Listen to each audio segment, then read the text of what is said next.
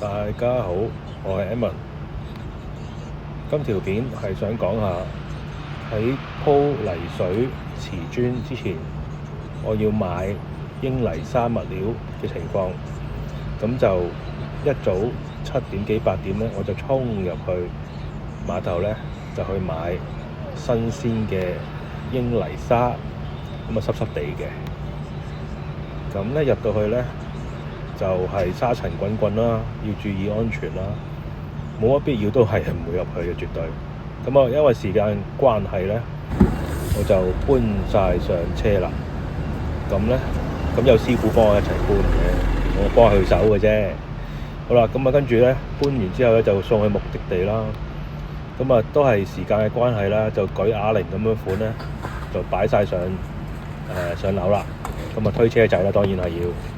呢個畫面咧就見到咧，就將英泥沙咧就撈埋一齊咧，